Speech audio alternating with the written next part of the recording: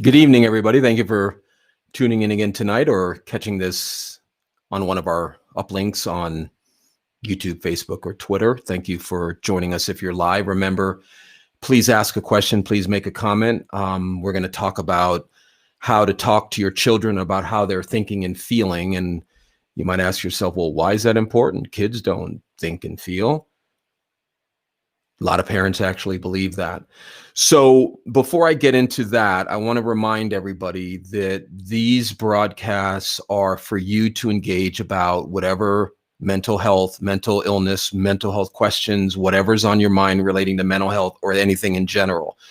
I always start with a topic, but anybody can take me anywhere they want to go. And I want to give a quick programming update. On Friday night, we're going to have a guest who has transcended a lot of her childhood trauma, pretty severe childhood trauma. She's going to come on and talk about that and hopefully inspire other people to do the work.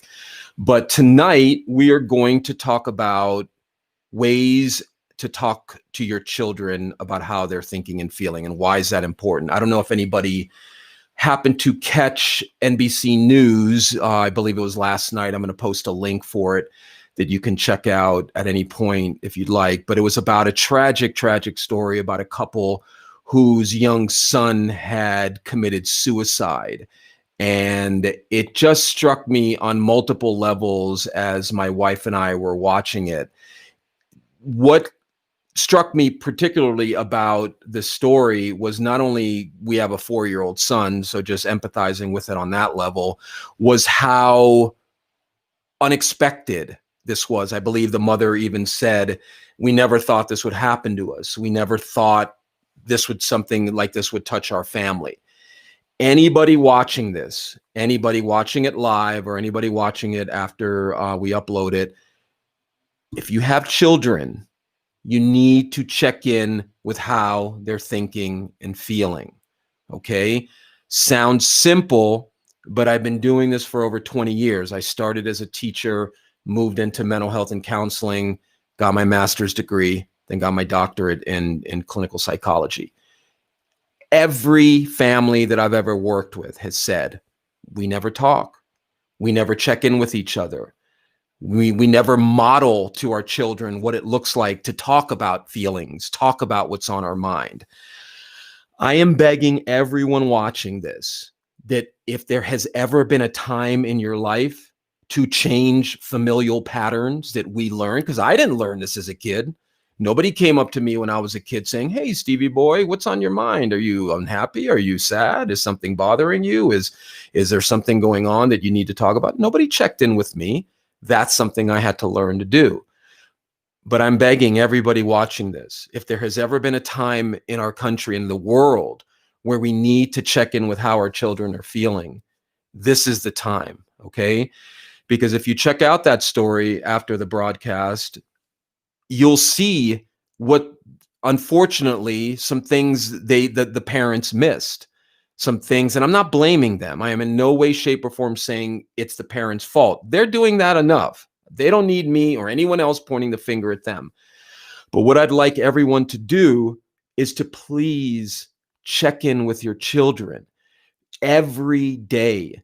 Don't worry about, there's at the end of that segment on NBC News, there's some signs, and I'll go through a few of them, but there's some signs to watch for if you see changes in your child's behavior, if you see them more withdrawn, if you see them more irritable, if they're not eating, if they're not enjoying things that they would normally enjoy, if they feel just like your kids, when there's something up. I mean, I know my wife, if something's going on with her, but don't wait for signs, okay? Tonight, hey, Jennifer, thanks for logging on. Yes, break the pattern. It's so important. Absolutely. And that's the key thing that I want everyone to understand. When I talk about mental illness, remember, there's no shame in having a degree of mental illness. If you're not ashamed of having the flu, if you're not ashamed of having any physical illness, then you shouldn't be ashamed of having any mental illness, because everyone has a degree of mental illness.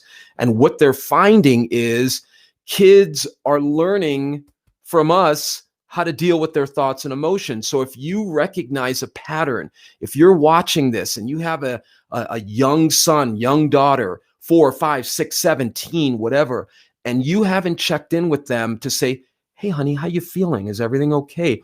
How are you adjusting to not seeing your friends? How are you adjusting to staring at a computer screen all day long teaching? How are you adjusting to not being able to have parties? Can't see grandma and grandpa on Thanksgiving, Christmas. Please institute family check-in times, okay? Where every night, no phone, no TV, people are discussing what is on their mind, what their thoughts are about this pandemic, what their thoughts are about the lockdown, what their thoughts are about the election. Is anything going on with their bodies they don't understand? Is anyone cyberbullying them? Do not wait for signs or symptoms. A lot of times, it's like with cancer. If you wait for the symptom of the cancer to start appearing before you treat it, a lot of times it's too late. Okay. So the main thing, two things I want people, and remember, anybody watching this, and then there's another wrinkle to this that I want to bring in a minute. But anybody watching this can take me anywhere they want. If you're watching this and you're depressed and you're feeling you just need to vent some things, shoot me a question. I start with a topic, but that is not why I'm doing these live streams. I am not doing these live streams for me. I mean, in a sense, I am, in that I'm trying to get the message out of how important it is to talk about mental illness, but I'm doing it for people to engage with me and talk about what is on their mind. That is the best way to cure and heal any mental illness we have, is talking it out. So let's go back to children. Number one, check in with them tonight. Go and ask them, how are you feeling? What's going on? How is all of this affecting you? Is mommy and daddy's fighting bothering you? Is something happening to you that you don't know how to deal with? Are you having thoughts about hurting yourself? Do you not know how to deal with them? Check their arms. If they wear long sleeve clothing a lot, pull up their sleeves, see if they have any marks which would indicate cutting. See if they're purging, if they're not eating. Monitor your children more than ever during this time. I'm begging with you. I've worked with families. Thank God in my 20 years, I've never had a client a child or teenager who has killed himself, but I've had some very close calls, and I've had some parents who have come to me after the fact. The guilt you will feel is immeasurable. If you think you feel guilty about anything now, try having your son or daughter kill themselves, and you are going to regret every missed opportunity you have. Take these opportunities now. The country is spiraling into a mental health crisis that we haven't seen in ages. Thank God this vaccine seemed to be coming out, and that gives us a little bit of hope to thinking that at some point maybe life will have some normalcy. Great. Tawanya is saying, hi, Tawanya, I've never seen you here before. Welcome. Thank you. Please share this. I do check in, but my 15-year-old daughter says I check in too much. Excellent. Excellent that you're getting that feedback. Any suggestions? Ask her what that means. What do you mean, honey? What do you mean I'm checking in too much? Do you feel like I'm hovering over you? Do you feel like I'm not respecting your autonomy? Have a conversation with her about you checking in too much. Discuss with her what that means to her. Talk to your kids about what they're thinking and feeling. Tawanya, talk to your daughter specifically about, am I too smothering? Do you feel I don't respect your autonomy? I can't tell you guys how I've worked in teenage treatment facilities. I've worked in teenage prisons, where kids are sent who have committed crimes. I've worked in multiple clinical settings. And the one thing I hear over and over and over from kids is, my parents expect respect, but don't give it. Okay? My parents expect respect, but don't give it. Check in with your daughter. Honey, do you feel I'm not respecting you? You have to understand, I am worried about you. If I, what do you need? So this is directly to Tawanya. Um, uh, ask her, if you think I'm checking in too much, what does that mean? What would give me an idea of what you need from me so that you don't feel alone, so that you don't feel that if something's bothering you, you can't come in and talk to me. So, let's see, getting some great comments. So, Tanya, I'm sorry, Tanya. Sorry, sometimes I can't read. Sorry, I'm 55. Tanya, sorry. Tawanya, sorry, but talk to her. Ask her what's going on. Okay, continue chatting with her about how she's thinking and feeling. Jennifer saying, my twins, now 27, were sexually abused at age 5. We caught it early and they were in therapy immediately. I still check in with them where their minds are with the trauma. Excellent, Jennifer. Excellent. Thank you for sharing that, because that segues into what I was going to say before about another wrinkle. If you are, and Jennifer beat me to it, if you are an adult, meaning, you're an older person and you have grown children, check in with them. Ask them, hey, is there anything you're resenting about me from our past? Are you angry about anything? Jennifer, I don't know how much work you've done with them. Maybe they in some way blame you. I'm not saying it's your fault, Jennifer. I'm not saying that. I'm just saying I've heard that from people, adult children who were abused, that they feel their parents didn't protect them, didn't watch out for them. I'm not saying you need to own that, but ask them. If you have a child who's distant from you as an adult, check in with them. Ask them, what do you need from me to help you heal? I've worked with multiple parents of adult children who have actually healed their relationship by owning what they've done to hurt their children, not beat the parents up, but specifically the issues the adult children have with them. And then I've heard the other side of the coin, where there are a lot of older parents who say, I've been the best parent in the world. That's their issue. I can't help them with. Please check in with your children. So before I get to some of the questions, I want to emphasize the second point. If you're not going to talk to your kids about how they're feeling for whatever reason, you're not comfortable, model that. If you have a spouse, partner, whatever your domestic arrangement is, model that to them. When the kids are in the room, hey honey, how you doing? How was your day? Is anything on your mind?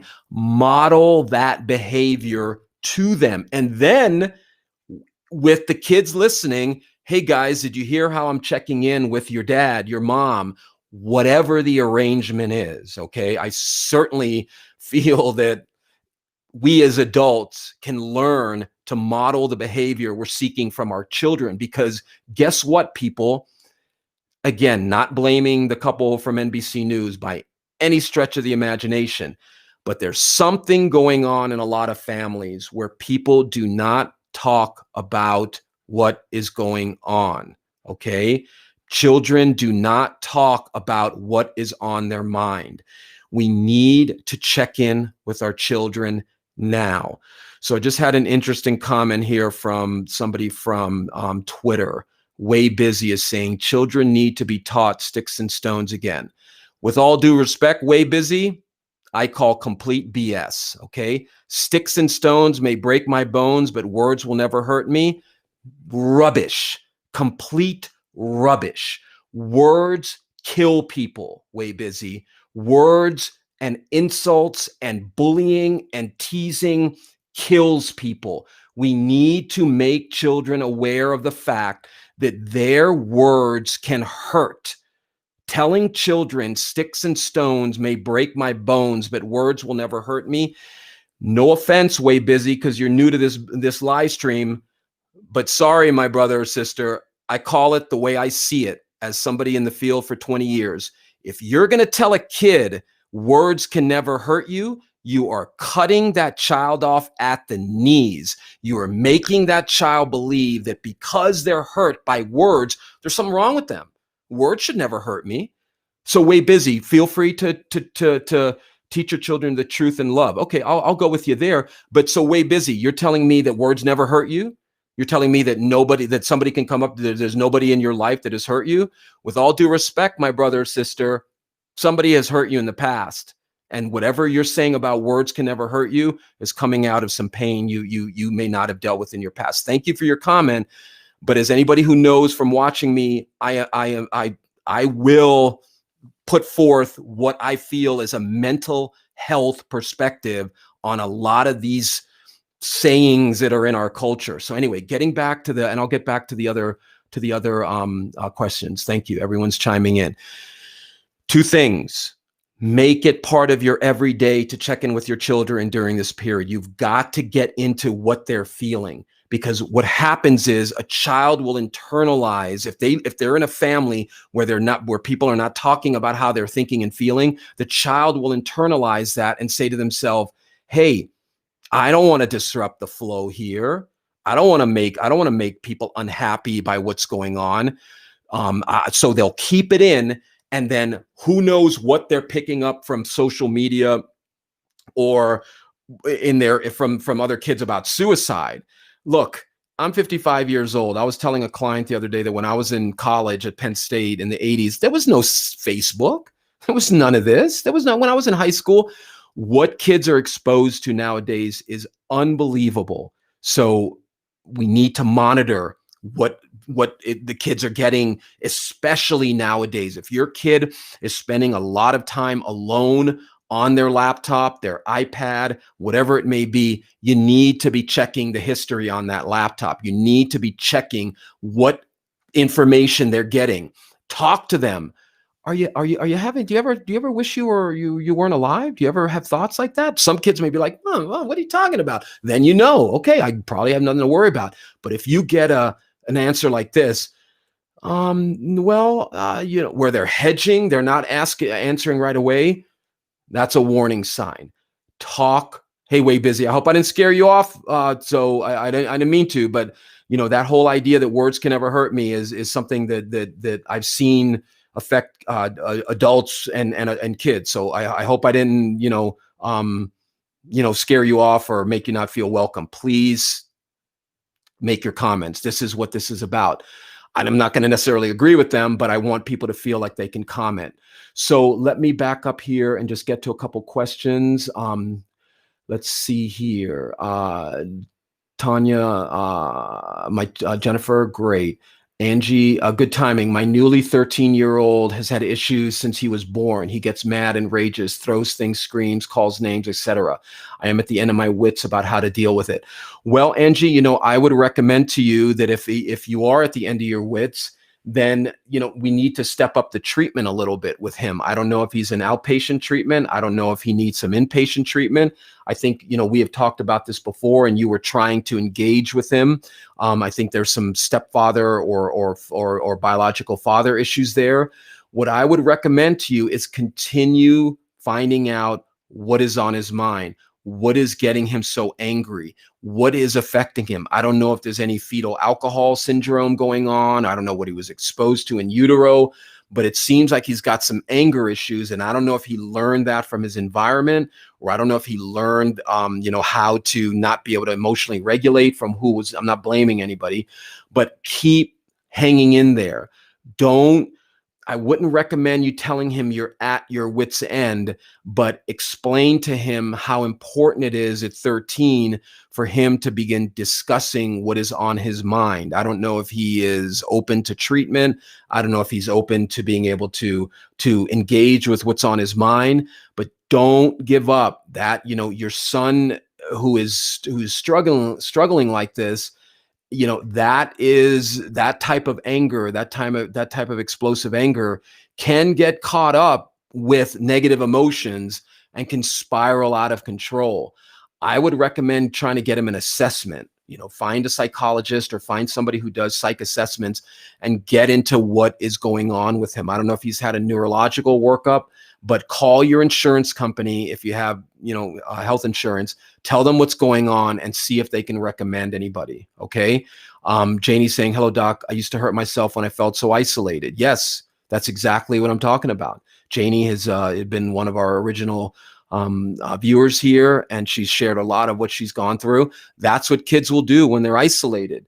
You got to check in with your kids, people. You can't let your kids be alone with how they're thinking and feeling. My wife and I talk extensively about the way we were raised, and that's exactly how we were raised. We were left alone with how we think and feel.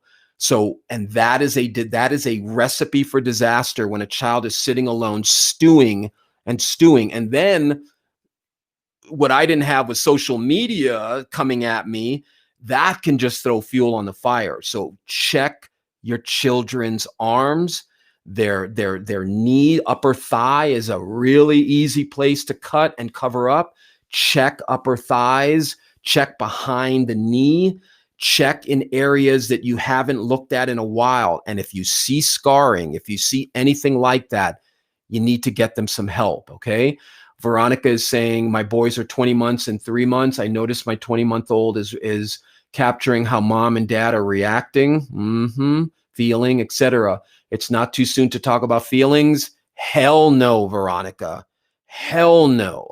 We've been talking to our son since he began speaking about how important it is to talk about what's on his mind, to talk about if he's got something, if someone's upsetting him, if he's mad at me, if he'll now say, Papa, I didn't like what you said, or if he hears me joking, or if I'm upset or angry with my wife or something, or she's upset with me, he's like begins saying, hey, what's going on? 4 years old, okay, people.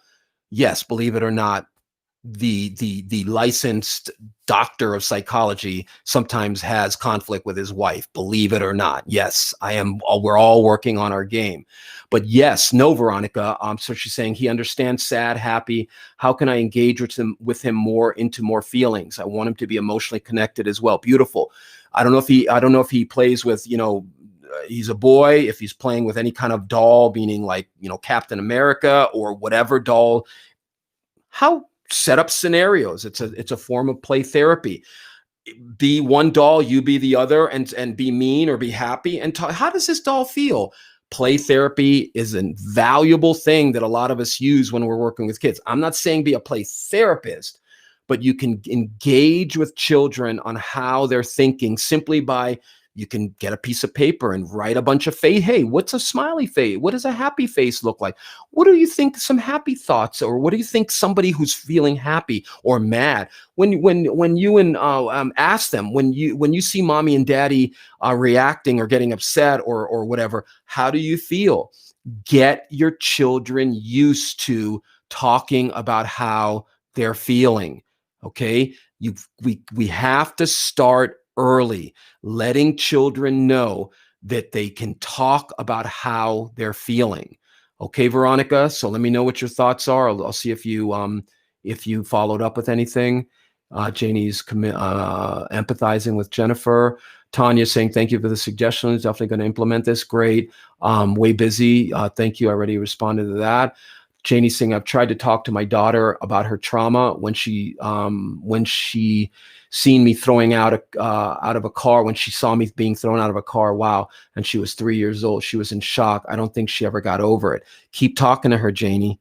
Keep asking her how that affected her. I don't know how old she is now, but own how that affected her. Own how it got how that affected her, and how that's affecting her now. The one thing I would encourage anybody who has an adult child is, if your relationship is strained with them and you're going to church praying to God that that's going to somehow bring them back, God helps those who help themselves, people. Okay. And God gave us this and this to begin working on things and owning it so people can start healing. Janie, talk to her about it. If you ask her, I don't think you ever got over it. What can we do to help you get over it? Angie's following up saying he dropped his computer Monday and it broke. He was so angry he threw his phone and broke it too. I also found that he hasn't been truthful about doing his schoolwork. I said I will get the computer fixed, but that he is not going to have it until his work is caught up. He is being super rude, screaming at me, calling me names, accusing me of doing things just to upset him. I have had to tell him twice today that I will not engage with him while he's doing that. It makes him more angry, but I don't know what else to do. That's a good start, but we've got to get him talking about why he gets so angry when he dropped his computer. So if he is, and remember, Angie, when the fire, when the forest is burning, it's a lot more difficult to put it out than before it burns. So check in with him later tonight. Ask him if he's calm, but let him know, hey, look, tomorrow we have to process why dropping your computer made you so angry and better ways to deal with that. What I would recommend is, there are a lot of books out there. Look for books or workbooks written by, and again, it's my bias, but training is everything, by people who are licensed in the field, who have written books on childhood anger management and explosiveness in children. The key is, Angie, of what you're doing is spot on. Don't feed into it. Don't start screaming at him if he's screaming at you. Set your boundaries. Listen, you need to calm down. You need to calm down. I'm going to give you some time to calm down, and then I want to know what is going on with you. Okay? But it seems like there's something. Ask him, where did you learn to get so angry? Why do you have to get so angry when you drop the computer? Keep the conversation going, Angie. This is not a one and done thing. People expect to snap out of stuff they didn't snap into. So you have to keep working on him. Tomorrow, maybe give him tonight to calm down, but then tomorrow re-engage with him. Re-engage with him as to why he's getting so angry when he drops the computer. So let's see. Jennifer is saying, we have had conversations one-on-one. We definitely have more feelings, some abandonment. Sure, it was a divorce situation. It was my ex-husband's new wife's kids who did it. He recently got out of a long-term relationship and has been talking to me a lot more. We are healing. Beautiful, beautiful. Keep that process going. Jennifer, be open to anything that they may still be holding against you. Own it. I'm not saying be a doormat. I'm not saying own things you don't feel you were wrong about. Remember, guys, empathy is not agreeing with somebody. I don't know if you caught the interview I did Monday with somebody who was a supporter of Donald Trump. My goal wasn't to argue with him, wasn't to point out flaws in his reasoning. My goal was to figure out and empathize with what he was feeling. I didn't agree with him, but I empathized, and I felt what it felt like to have his perception that, people on the left don't care about the Constitution and all of these things. Talk to your kids empathetically about what they're going through. It doesn't mean agreeing with them. Oh, so you're angry that I left you alone with your dad's new wife's kids, and you think that's because if I could have made the marriage work, none of this would have happened. Wow, that must be really hard to feel. Tell me about that. How are you feeling? You're not agreeing. Oh, you're so right. I'm such a terrible mother. You're empathizing, trying to feel for them, what they're going through. Great, Jennifer. Everyone teaches conflicting lessons. Yes, they do. Way busy. They do. Words hurt. I still feel those words as an adult at times. Exactly. And I'm not, I was calling Tanya earlier, Tawanya. I apologize. So Tanya, absolutely. That expression, sticks and stones may break my bones, but words will never hurt me.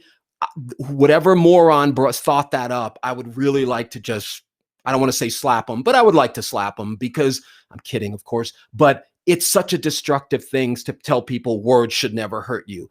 Words hurt, people. Absolutely. Another thing we're teaching our child, that words hurt. You can hurt somebody with your words. You need to take responsibility for that.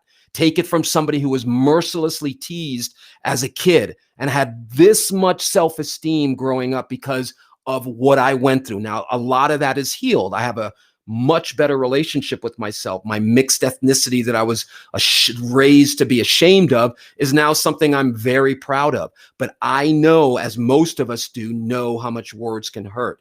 Teach your children that not only external words can hurt, but what they're saying internally to themselves can hurt, can be lethal.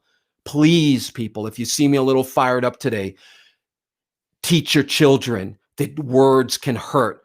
Okay. And if you have hurt your child, own it. Apologize. That's another thing that a lot of old school parents don't do. Apologize to their kids when they've hurt them. I was at a playground 2 days ago with my 4-year-old, and no one's wearing masks, of course, but that's a whole nother issue. But anyway, he wanted to bring home a toy that was dirty and kind of broken, and I wouldn't let him because I don't want him bringing home some toy. I don't know what's anyway. And he had a major meltdown in front of everybody. So I was obviously not happy with that. And I could see that the more I was trying to explain to him why his behavior was wrong, the more upset he was getting. So I apologized. I said, "Hey, pal, I'm sorry. Papa's not trying to hurt you, but you need to understand that kind of behavior. Own it. Apologize if you've hurt your children. Okay, goes a long way." Um, Fernando, what's up, my brother? And it also tells them that they can tell people hurt. See, Fernando's spot on. And it also tells them that they can tell people hurtful words. That's not okay either. Exactly. Fernando is a teacher, I believe, so he sees firsthand how cruel kids can be. Where do they learn it? Where do they learn it, people? And I know, oh, you're blaming parents for everything. Well, I am not blaming you. I am saying that we need to take responsibility for the lessons we're teaching our kids. And one of the most destructive lessons we teach our kids: hold your feelings in. Don't show them. It's weakness, especially boys.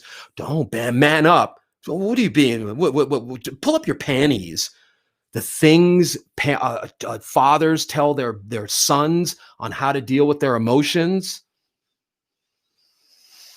Very concerning. Okay. So Way Busy saying, thanks for sharing. You're wonderful. You're welcome. Way Busy. Jennifer saying, replying to Tanya White, absolutely never ends. Great. Janie is replying. Tanya is saying, thank you for this great information. You're welcome. Janie's commiserating with Veronica. Angie is saying, giving us another example. I ordered some pizza for him and his brother to share. His brother teased that it was all his, but he gave him half of the food. The 13-year-old refused to eat it. 13-year-old is hurt, and yelled at me that I got the pizza for his brother and not him because I knew he was hungry. He made it all out to be that we were doing everything to attack him. He outright lied that his brother didn't give him food when he really had. He admitted that he was lying, but it seemed to justify it because he was sure that he was trying to hurt him. Well, what I'm sensing, and I could be wrong, Angie, because I don't know your family dynamics, but something's going on with your 13-year-old where he's hurt. He's either feeling that the younger one gets more attention or something. Again, not blaming you, but you need to find out, hey man, why did you get so upset about the pizza comment from your brother? Is there something going on there? Are you feeling hurt by that? Were you upset that he felt? Find out what he's feeling. Anger is a secondary emotion most of the time. What does that mean? The primary emotion, and men, we are more guilty about this than any other, and than women in many ways, not all women. I mean, I'm not saying, I'm just saying that men are taught that our hurt feelings are something to be ashamed of. Okay. So we're told by our peers, oh, come on, what are you, a wuss or whatever? Anger is a secondary emotion to hurt feelings. The primary emotion is usually being hurt, pain. Find out why he's reacting that way. Okay, Angie, and you may need to get some professional help to help him through that. So Veronica's saying, if we do have an argument, I do see him coming over to either or both of us to hug us. He is starting to get frustrated and is banging his head in things, i.e. door or floor. Not sure how to stop that or what to do. Okay, now that is self-harm behavior, meaning that there's something going on with him that is causing him to hit his head out of frustration. Veronica, you got to take the lead on this with him. Ask him, why are you banging your head? Why are you doing that to yourself? Are you even aware that you're doing that to yourself? Maybe model that to him. So if mommy starts hitting her head on the wall, what does that look like to you? Why do you think mommy would be doing that? Take some dolls and bang their head on something and ask him, what is he feeling? But get into that, Veronica. Okay, that type of behavior is usually being fueled by obviously something internal to him. Find out what's going on. Talk to you, and your husband need to sit down with him and ask him, hey pal, how does mommy and daddy's fighting? Is that affecting you? Like, how do you feel when you see us fighting? Well, and find out what is going on with that, because and again, like I said before, my wife and I are not immune to marital discord. Okay, I'm not judging anybody, but Fighting in front of your children is a recipe for disaster. Not like that he's gonna, hurt himself, suicide, or anything like that, but it's a recipe for disaster on multiple levels because it's teaching the child what a relationship is. I don't know how your husband and you process the post-fight, but you may want to process the post-fight in front of him, like say, pal, remember when mommy and daddy were fighting? Well, we apologize. Daddy said he was sorry. Mommy said he was sorry. We're sorry that it's having a negative effect on you.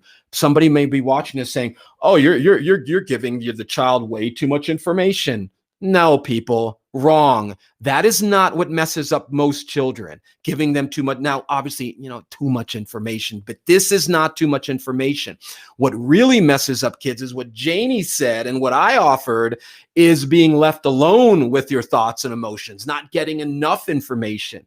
Maybe your son feels he's responsible for helping you guys get along. Maybe the frustration, he's hitting his head like, why can't I stop this? Find out what's going on there. Okay, sister, you've got to. Okay, you've got to find out now why he's injuring himself that way. Okay, because that is something you need to nip, in the words of Barney Fife, nip it in the bud. Okay, you've got to get into that behavior by talking to him about why he's doing that. Okay, so let me just get to all the questions and then I'll circle back. Jennifer's replying to Veronica.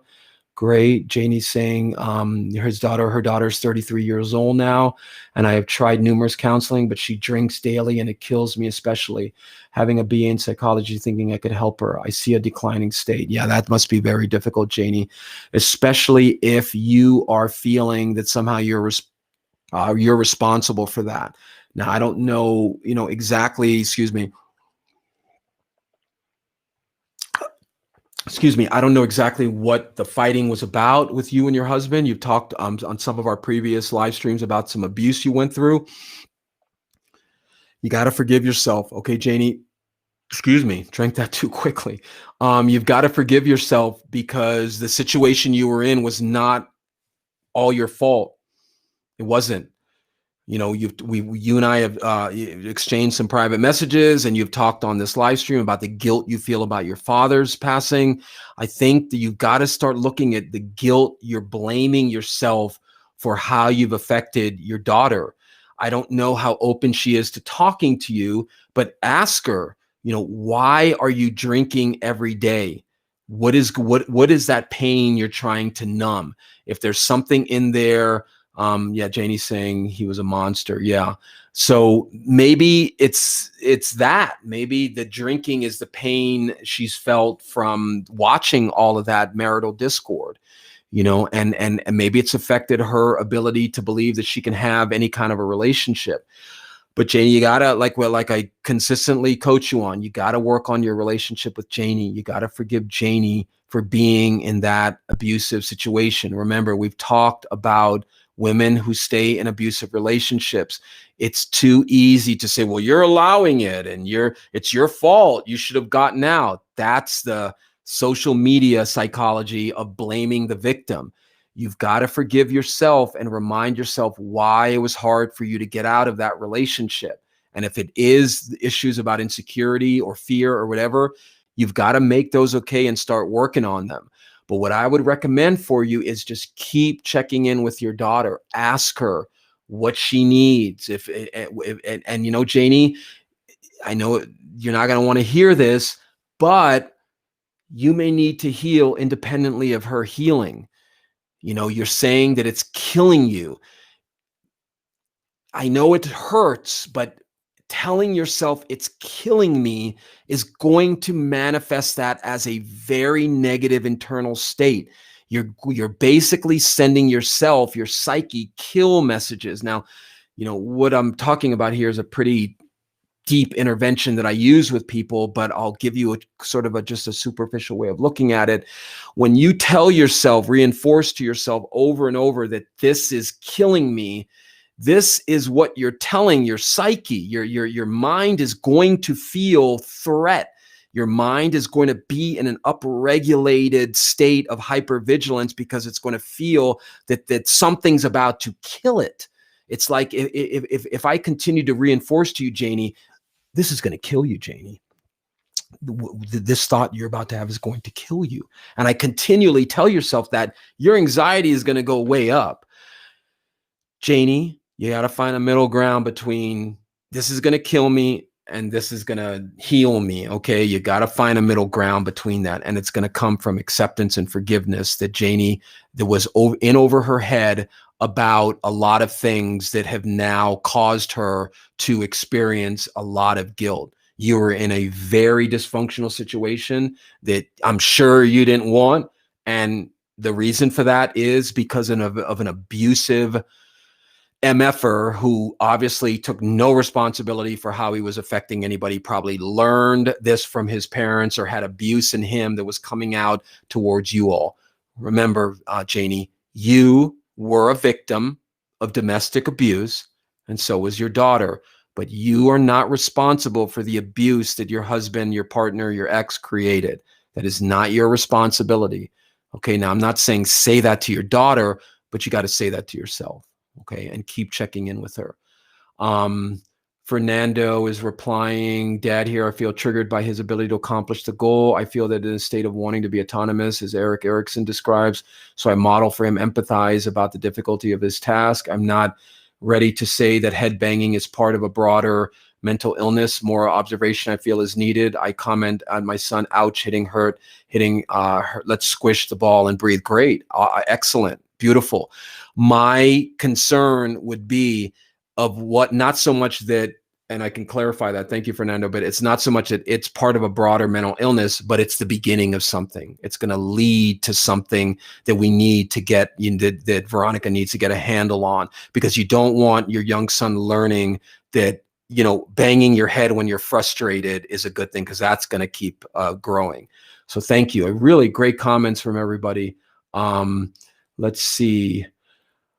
I think fighting is a loose term. Arguing can model problem solving. Absolutely. Janie's saying he was a monster. He's getting counseling. This is Angie. He's getting counseling. His dad is always angry. At times he shouts and throws things. He calls names. He reacts with anger to anything that isn't perfect or exactly what he wants. I try to stay calm and give my son a calm spot in the storm. Beautiful, Angie. It just gets exhausting being that person that takes it all and is still trying to stay calm and think, especially when the chaos freaks my brain out. Absolutely. I absolutely.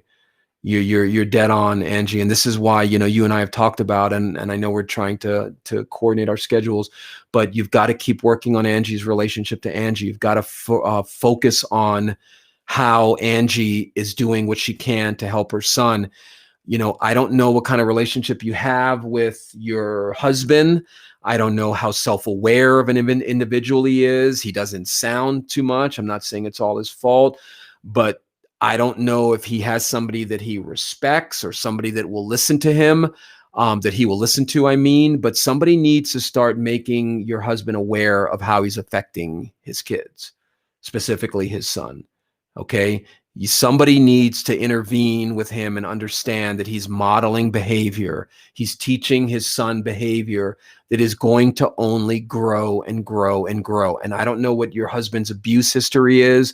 I don't know what he's been through, but you probably don't even need to answer, because I know obviously he learned this behavior from somebody, or he was abused, or there's something going on in his life that is causing him to always be angry. And I don't know what kind of relationship you guys have. I'm not saying that it's your responsibility to heal your husband, but somebody needs to get to him and start getting him to deal with his emotions and his anger, because it's having a very detrimental effect on his son. So, I just want everybody watching this to walk away with a broader understanding that we are going through a significant mental health crisis in this country that is only going to get worse before it gets better. Now, it's going to get better if we had a mortality rate of 5, 10, 15%. And there was no vaccine in sight. Oh man. And it was interrupting the food chain, and it could be worse. But once the vaccine starts getting disseminated out, hopefully that will increase the herd immunity. More people will get it. More people will have the antibodies so that they can fight it off.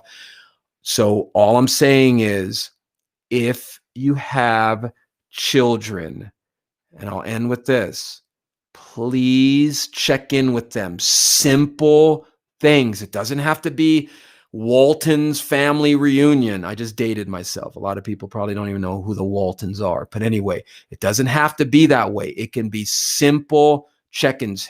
Hey, you okay? What's going on? What's on your mind? How's this coronavirus affecting you? What's it like not being able to see your friends? What's it like? What are you feeling? Do you know how important it is to talk about how you're thinking and feeling? One of the metaphors I like to use is if you ate something that made you sick and your body wants to throw it up. Why is that? Because your body knows it has to release it. But what do we do with those negative thoughts and feelings? We stuff them down. Talk to your children about how they're feeling.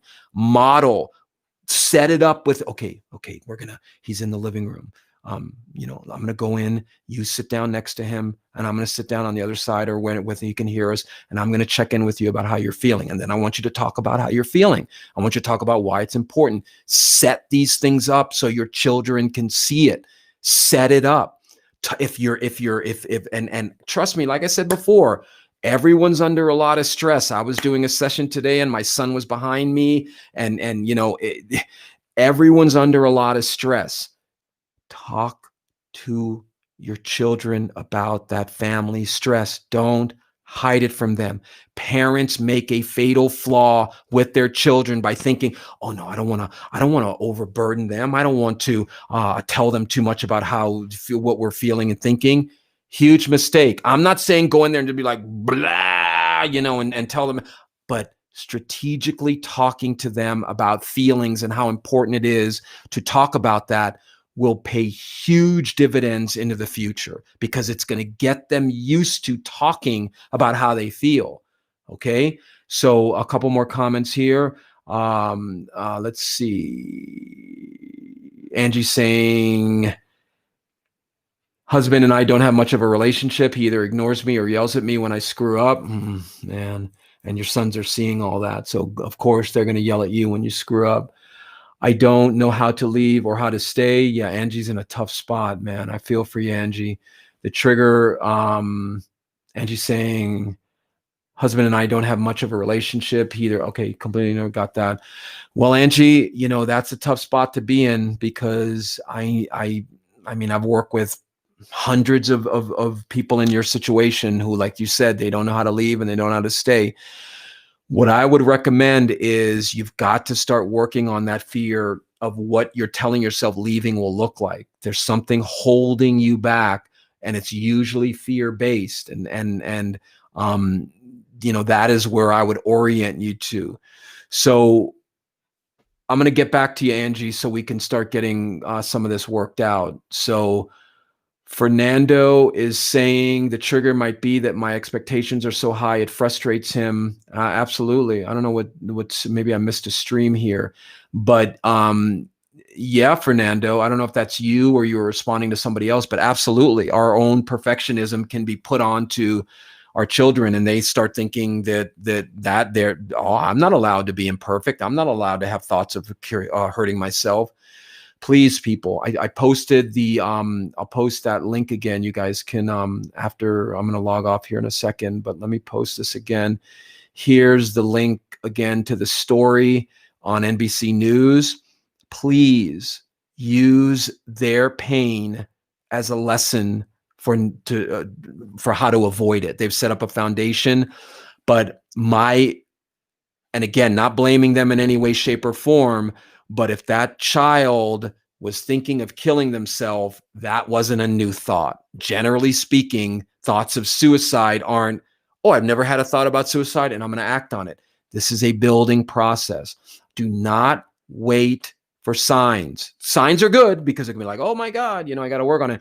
But I call it preemptive psychology, preventative psychology, meaning preventing the fire is way easier than trying to put the fire out.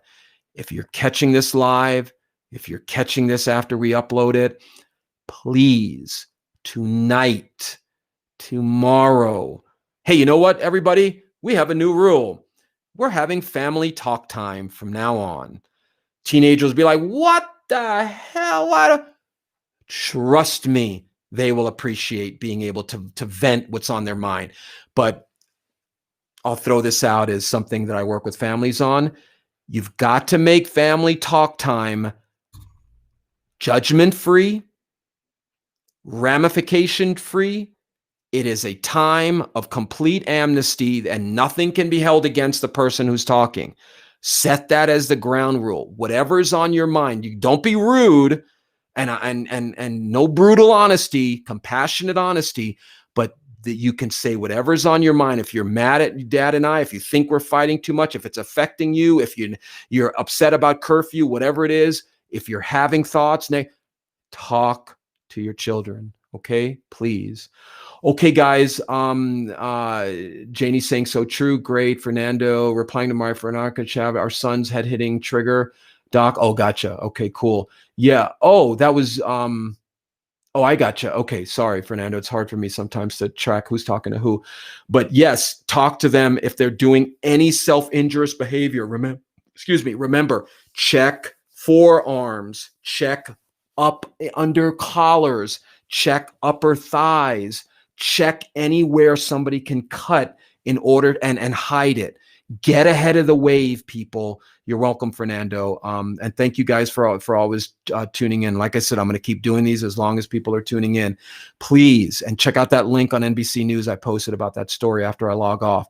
Please, guys, please talk to your kids about how they're feeling. Talk to your kids about how you're feeling.